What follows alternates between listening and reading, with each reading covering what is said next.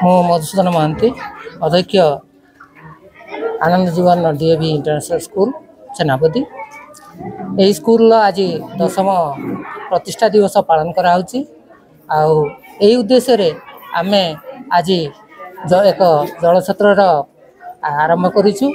ଇଏ ବିଶେଷ ପ୍ରକାର ଜଳଛତ୍ର, ଅର୍ଥାତ୍ ଆମେ ଏକଦମ ଶୁଦ୍ଧ ପାନୀୟ ଜଳ କାନ୍ଦେନ୍ ୱାଟର ଇଏ ଲୋକମାନଙ୍କୁ ଏହି ସିଜନରେ ଦେବା ପାଇଁ ଚେଷ୍ଟା କରୁଛୁ। ଆଜି ତାର ଶୁଭାରମ୍ଭ ହେଉଛି। ସତ୍ୟନାରାୟଣ ନାୟକ। ଆଉ ବହୁତ ଖୁସି ଲାଗିଲା ଆଜି ଯେଉଁ ଜଳଛତ୍ର ଆରମ୍ଭ ହେବାକୁ ଯାଉଛି କାଙ୍ଗେନ ଜଳଛତ୍ର। ବାସ୍ତବରେ ଦୁଇଟା ବିଷୟ, ଗୋଟେ ହେଉଛି ବୃକ୍ଷରୋପଣ, ଆଉ ଗୋଟେ ହେଉଛି ଅନ୍ୟମାନଙ୍କୁ ଜଳଦାନ। ଅମ୍ଳଜାନ ବି ଅନ୍ୟକୁ ଦାନ ଦେବା ଗଛ ଦ୍ୱାରା ଏବଂ ଜଳ ବି ଦେବା ଅନ୍ୟମାନଙ୍କୁ, ଯାହାଦ୍ୱାରା କି ଜୀବନ ପରିପୁଷ୍ଟ ହୋଇପାରିବ।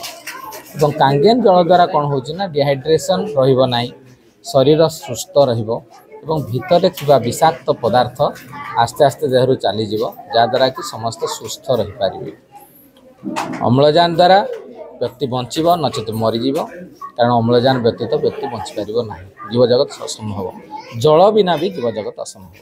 ଏ ଦୁଇଟି କାର୍ଯ୍ୟକ୍ରମ ଆଜି କରିବାକୁ ଚାହୁଁଛି ଆହ୍ୱାନ ଅନୁଷ୍ଠାନ, ସେଥିପାଇଁ ମୁଁ ମୋ ତରଫରୁ ଅନେକ ଅନେକ କୃତଜ୍ଞତା ଜ୍ଞାପନ କରୁଛି। ଧନ୍ୟବାଦ। ମୁଁ ଡକ୍ଟର ଲକ୍ଷ୍ମୀଧର ଜେନା, ଆନନ୍ଦ ଜୀବନ ଡିଏଭି ଇଣ୍ଟରନ୍ୟାସନାଲ ସ୍କୁଲର ପ୍ରତିଷ୍ଠାତା ତଥା ଆହ୍ୱାନ ଟ୍ରଷ୍ଟର फाउंडर। उत्कल दिवस तो सब ओडिया मान गर्व आ गौरवर विषय।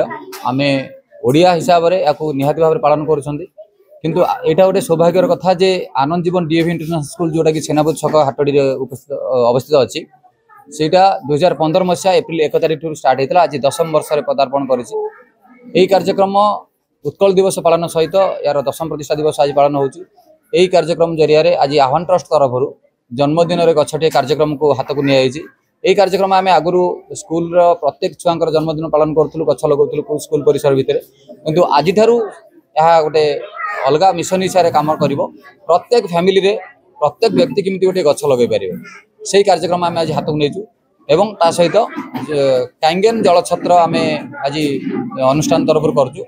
कांगेन गोटे स्वतंत्र जल जे आयोनाइज्ड वाटर से पानी केमती लोक मान जीवन धारण में उन्नति कर लोक रोगर निराकरण कर पानी आज आम लोक बांटबू।